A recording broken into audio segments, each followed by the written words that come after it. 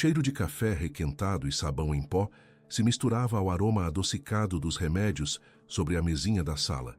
Helena Costa limpava as mãos rachadas no avental surrado enquanto observava a mãe dormir na cadeira de rodas, a cabeça pendendo para o lado, os lábios entreabertos deixando escapar uma respiração difícil. Eram 5h40 da manhã de uma terça-feira, que prometia ser igual a todas as outras. Trabalho na escola, depois faxina na casa da dona do mercado, à noite lavar roupas para as famílias da cidade. Mas aquela terça-feira guardava uma notícia que mudaria tudo, embora Helena ainda não soubesse. Ela ajeitou o cobertor sobre as pernas magras de Dona Carmen e sussurrou uma oração rápida antes de sair para a escola. O portão de madeira rangeu no silêncio da rua de terra batida. Helena segurou firme a bolsa velha, onde carregava 3 marmitas extras, para as crianças que chegavam à escola sem ter comido. Seus passos afundavam na terra úmida da chuva da madrugada, enquanto o sol começava a colorir o céu de laranja. É assim que conseguimos continuar trazendo histórias que nos lembram que Deus nunca abandona seus filhos, mesmo quando tudo parece perdido. De onde você está nos ouvindo? Helena sempre chegava primeiro. Abria as janelas para deixar o ar fresco entrar. Varria a sala. Organizava as carteiras tortas. Naquela manhã, mal tinha começado a escrever no quadro quando a diretora apareceu na porta, o rosto sério demais para aquela hora. Senhorita Helena, começou o doutor, tirando os óculos e esfregando os olhos cansados. Conversei com a diretora Lourdes porque não consegui falar com a senhora em casa. Os exames da sua mãe chegaram. A situação é mais grave do que imaginávamos. A compressão na medula está piorando rapidamente. Sua mãe precisa de cirurgia imediata. Estou falando de 15 dias no máximo. Depois disso, ele fez uma pausa dolorosa. Depois disso, o dano será irreversível. Ela ficará tetraplégica. Não conseguirá mais mover os braços, nada. Dependente total. Helena ganhava R$ 1.200 na escola. As faxinas rendiam mais 700. Eles haviam vendido tudo que tinha algum valor depois que o pai morreu. A televisão velha, o sofá bom, até as alianças de casamento. Tinham pedido empréstimo em 3 bancos. Todos negaram. Fizeram rifa de uma colcha que a mãe havia bordado, quando ainda tinha as mãos boas. Venderam apenas 8 números. Não se lembra se deu aula, se comeu alguma coisa, se respirou direito. Só se lembra de estar ajoelhada no chão frio da igreja matriz, às 7 da noite, sozinha no meio dos bancos vazios. A luz das velas tremeluzindo nas paredes de pedra antiga. O cheiro de incenso velho e madeira úmida enchendo seus pulmões. Senhor, ela chorou, a testa encostada no banco da frente, as mãos apertadas com tanta força que as juntas ficaram brancas. Senhor, a senhora me perdoe por questionar. Mas por quê? Minha mãe só fez o bem a vida toda. Cuidou de doentes, dividiu o pouco que tinha. Nunca reclamou mesmo quando ficou presa naquela cadeira. Eu tento ser boa, trabalho honestamente, ajudo quem posso. Por que o Senhor nos abandona agora? Helena imaginou a mãe presa para sempre numa cama, sem conseguir se mexer, sem dignidade, dependendo de fraldas e da paciência alheia. A dor no peito era física, como se alguém estivesse apertando seu coração com as mãos. Mas não há mais para onde correr. Não há mais nada que eu possa fazer. Se o Senhor existe mesmo, se está me ouvindo, me ajude. Pelo amor de Deus, me ajude. A igreja estava escura. Alguém havia apagado as velas. Helena caminhou como sonâmbula até a porta. Lá fora chovia. Uma chuva grossa, fria, que encharcava em segundos. Precisava chegar em casa. Precisava abraçar a mãe. Precisava inventar alguma mentira reconfortante, mesmo sabendo que Dona Carmen enxergava através de todas as suas mentiras. Ouviu a freada brusca, o barulho dos pneus patinando na lama. Tentou correr mais rápido, mas o pé direito escorregou. Ela caiu de lado, o tornozelo torcendo num ângulo estranho. A dor subiu pela perna, feito fogo.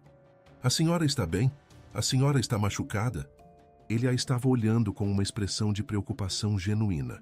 Os olhos escuros arregalados, a testa franzida. Alguma coisa naquela mulher caída na lama, agradecendo educadamente mesmo estando ferida e molhada, o fez lembrar de Clara. de como sua esposa era incapaz de aceitar ajuda, sempre pensando nos outros primeiro. Ele a ajudou a subir na caminhonete. Helena se encolheu no banco de couro, tentando não sujar tudo com a lama.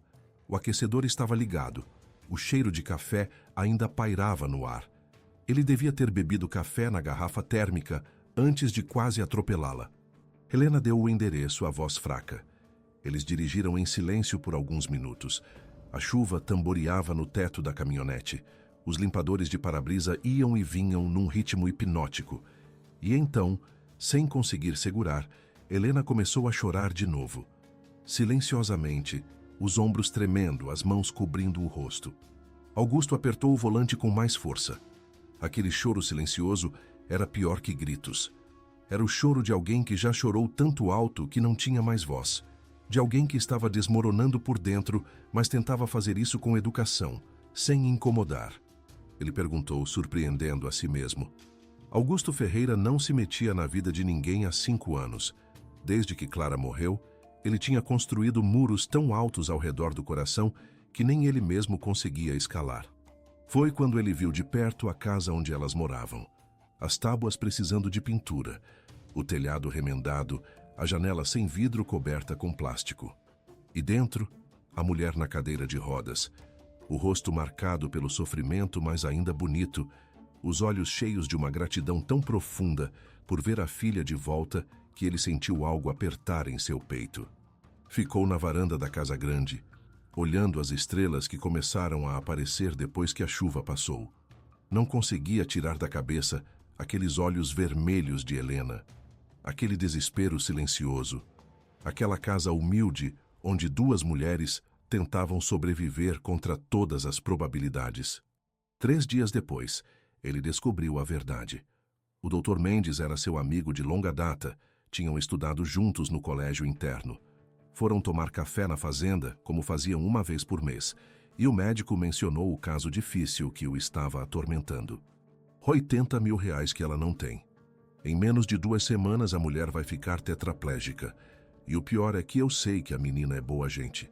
Trabalha que nem condenada, cuida da mãe, ajuda todo mundo, mas não tem o dinheiro. Ninguém tem. O nome dela é Helena? Abriu a gaveta e tirou o envelope que o médico dele havia lhe dado na semana passada. Os exames, o diagnóstico, câncer de pâncreas, estágio avançado, 3 meses, talvez 6, se tivesse sorte. E nenhum herdeiro. Os advogados já tinham explicado. Sem herdeiro direto, a fazenda seria disputada pelos primos que viviam na capital. Gente que só aparecia quando precisava de dinheiro. Eles venderiam tudo, demitiriam os funcionários que trabalhavam ali há décadas, transformariam em loteamento. Clara sempre quis ter filhos. Tentaram por 3 anos. Quando finalmente ela engravidou, foi o dia mais feliz da vida dele. E então, no 5º mês, o câncer. Os médicos disseram que podiam tentar salvar o bebê ou tentar salvar ela. Clara escolheu o bebê. Não adiantou. Perdeu os 2. Augusto olhou para a foto emoldurada na mesa. Clara sorrindo no dia do casamento, usando aquele vestido simples de renda que ela mesma tinha costurado. 5 anos sem ela. 5 anos comendo sozinho, dormindo sozinho, acordando sozinho. 5 anos esperando o dia em que poderia se encontrar com ela novamente. Clara, ele sussurrou para a foto. Me perdoe o que vou fazer, mas eu não quero morrer sozinho. E essa mulher, ela precisa de ajuda. Talvez seja isso que você gostaria que eu fizesse. Ela estava no quintal estendendo roupa no varal improvisado com arame. O tornozelo estava enfaixado. Ela mancava. Quando ouviu o barulho da caminhonete, virou-se com o rosto assustado. A casa por dentro era ainda mais humilde. Poucos móveis, todos velhos, mas tudo muito limpo, muito organizado. Cheirava a café fresco. Dona Carmen estava na cadeira de rodas perto da janela, fazendo crochê com mãos trêmulas. O que ia dizer era insano, mas a vida inteira tinha sido sensato, cuidadoso, correto. E onde isso o tinha levado? A uma casa vazia e uma data de validade. Você cuida de mim até o fim. Eu pago a cirurgia da sua mãe e deixo a fazenda para vocês 2. Não é esmola, é um trabalho. E quando eu partir, serei só uma memória. O senhor está me pedindo para casar com o senhor. Minha mãe não criou uma filha que se vende. Estou pedindo sua companhia nos últimos meses que me restam. Não quero morrer sozinho como vivi esses 5 anos. E você precisa do dinheiro para salvar sua mãe. Ambos temos algo que o outro precisa. A fazenda, a casa, o dinheiro. Cuida dos funcionários como eu cuidaria. Ou vende tudo e vai embora, não me importo. Só quero saber que não vou deixar aquilo que meu pai construiu nas mãos de gente que só quer lucro rápido.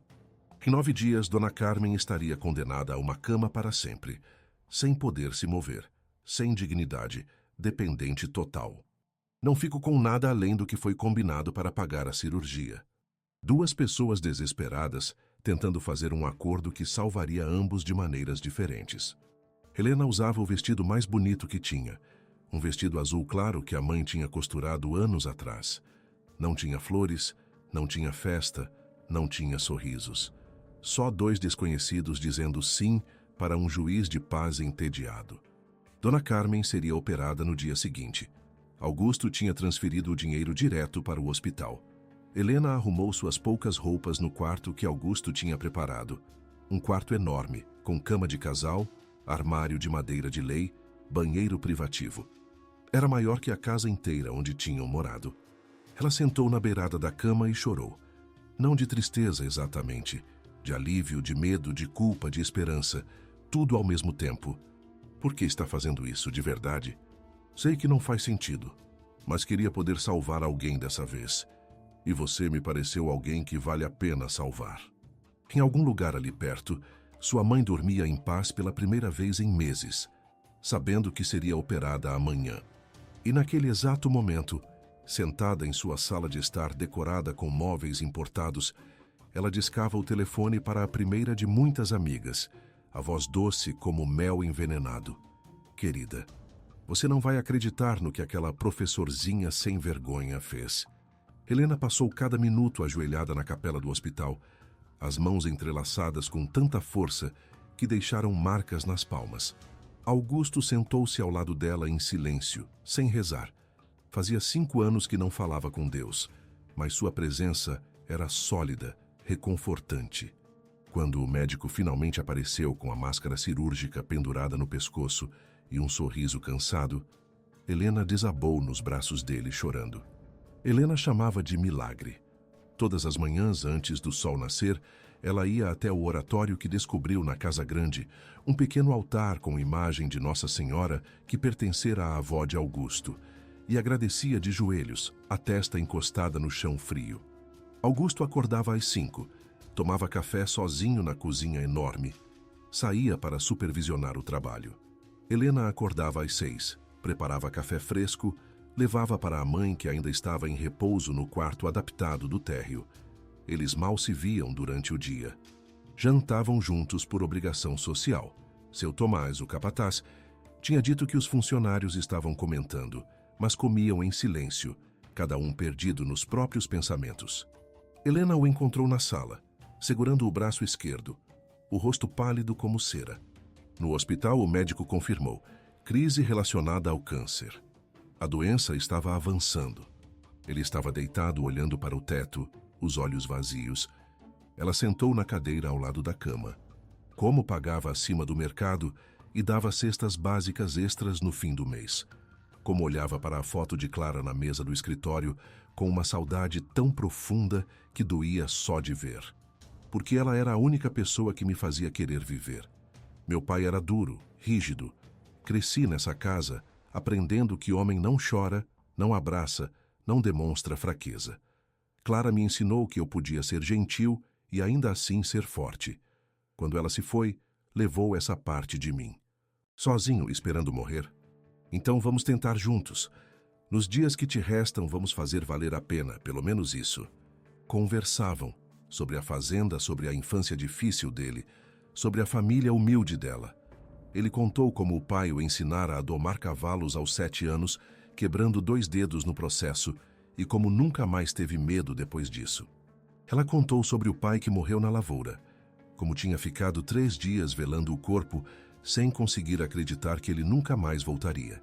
Começou com o jornal, passou para contos, depois para um romance antigo que encontrou na biblioteca. Uma história de amor impossível entre uma camponesa e um nobre. Augusto fechava os olhos e ouvia, um meio sorriso nos lábios. Quando era criança, sonhava em sair do vilarejo, conhecer o mundo, fazer teatro nas cidades grandes. Ela riu sem humor, mas a vida tinha outros planos. Ela hesitou. Porque comecei a me acostumar com você aqui e não queria. Os olhos castanhos que mudavam de cor dependendo da luz. A forma como mordia o lábio quando estava nervosa. Na forma como arruma as flores na mesa toda segunda-feira.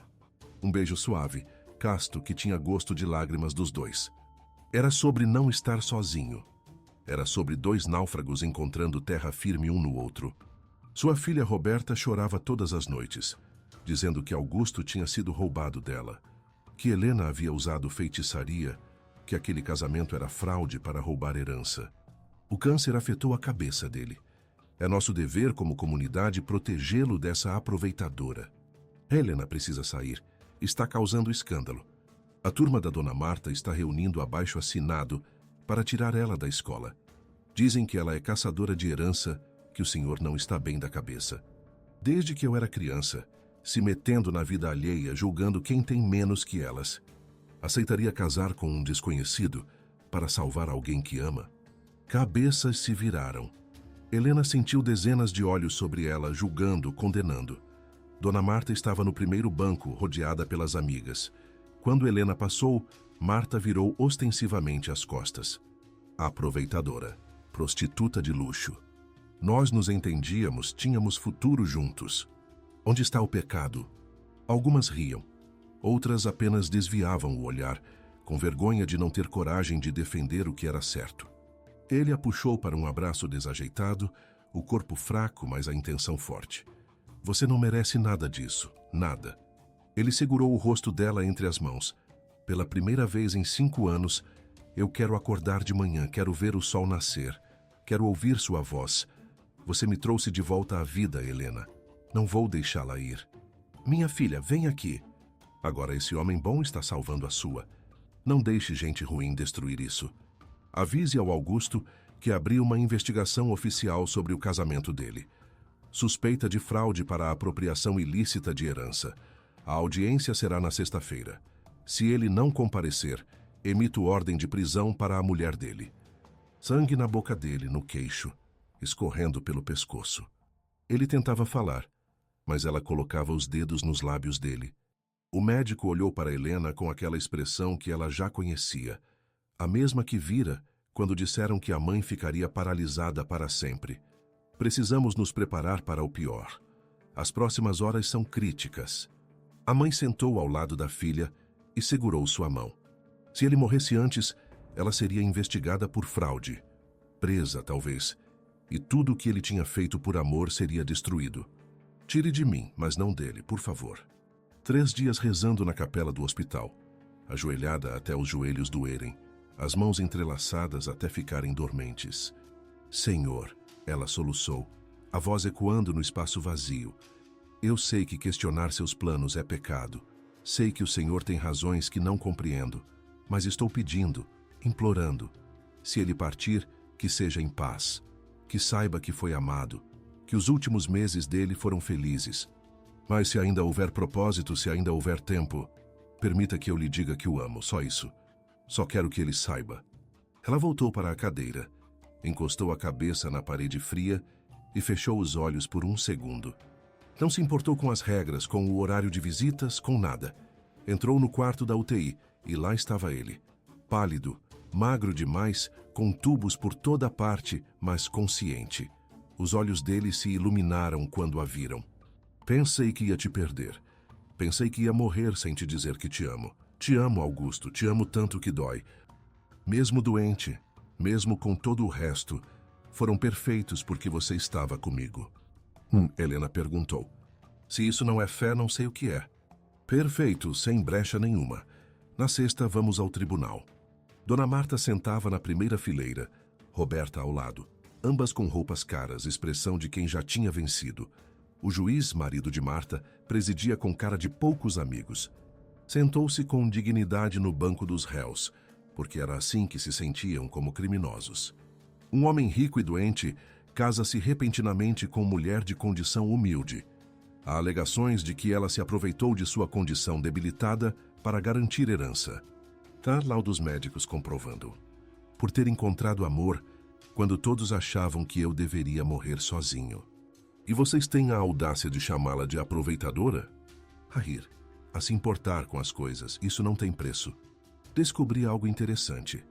Roberta Albuquerque tentou falsificar documentos médicos para provar que Augusto estava incapacitado mentalmente. Tenho as provas aqui. Roberta começou a chorar. Fiz porque estava desesperada, porque Augusto era para ser meu. Nos conhecemos quando crianças, eu sempre o amei, sempre esperei por ele, e então ela aparece do nada e rouba tudo. Recusei você há 5 anos porque vi como tratava os empregados da sua casa. Com crueldade, com desprezo. Clara me ensinou que caráter se vê em como tratamos quem não pode nos oferecer nada em troca. Senhorita Roberta uma vez bateu na minha neta, por ter derrubado o suco na roupa dela. A menina tinha 6 anos. O juiz, percebendo que sua esposa e filha estavam sendo expostas, tentou retomar controle. Isso não muda o fato de que o casamento foi precipitado. Vim porque ouvi sobre este caso. Gostaria de saber sob que base legal o senhor abriu esta investigação. Casamento legal entre adultos capazes não requer aprovação de terceiros, a menos que haja evidências concretas de fraude, que claramente não há. Este processo é perseguição. Havia denúncias. O juiz humilhado encerrou a audiência. Caso arquivado por falta de provas, estão liberados. Fomos tolos em acreditar naquelas fofocas. Na igreja, compadre, com flores, com tudo que você merece. Helena usava um vestido branco simples que Dona Carmen tinha costurado, as mãos já firmes de novo. Um milagre em si. Augusto estava magro, mas feliz, os olhos brilhando. Hoje, amanhã e todos os dias que Deus nos der. 2 anos de amor que valeram por uma vida inteira. Vou encontrar Clara e vou agradecer a ela por me ensinar a amar. E vou dizer que encontrei amor de novo e que ela ficaria feliz. Helena tinha mantido tudo funcionando, com a ajuda de seu Tomás e Dona Carmen, que agora andava perfeitamente e ajudava na administração. Mas Helena tinha feito mais. Instituto Augusto e Clara, onde o amor vence a morte, dizia a placa no portão. 100 alunos estudavam ali, aprendendo agricultura sustentável, ganhando bolsas, tendo chances que nunca teriam. Outra de Augusto com Helena, sorrindo na varanda da fazenda. Ele me ensinou que Deus nos dá segundas chances, Helena dizia aos visitantes, e que amor verdadeiro nunca morre, só se transforma. Numa quinta-feira, alguém bateu à porta. Era Helena carregando uma cesta. 10 anos após a morte de Augusto, Helena estava na varanda da fazenda, observando os alunos trabalharem na horta. Dona Carmen tricotava ao lado, a mão firme, o sorriso tranquilo. E você deu isso a ela? E Helena jurou que ouviu bem baixinho a voz dele sussurrando: Obrigada, meu amor, por ter me salvado. A professora humilde e o fazendeiro solitário que encontraram amor quando ninguém acreditava ser possível. Que provaram que Deus nunca abandona quem tem fé. Que mostraram que bondade sempre vence a maldade, que perdão liberta, e que amor, verdadeiro amor, é capaz de ressuscitar até as almas mais mortas. E toda vez que alguém perguntava a Helena se ela se arrependia de algo, ela sorria e respondia: apenas de não ter dito eu te amo para ele mais cedo. Mas Deus, em sua sabedoria infinita, me deu tempo suficiente. E por isso, sou eternamente grata.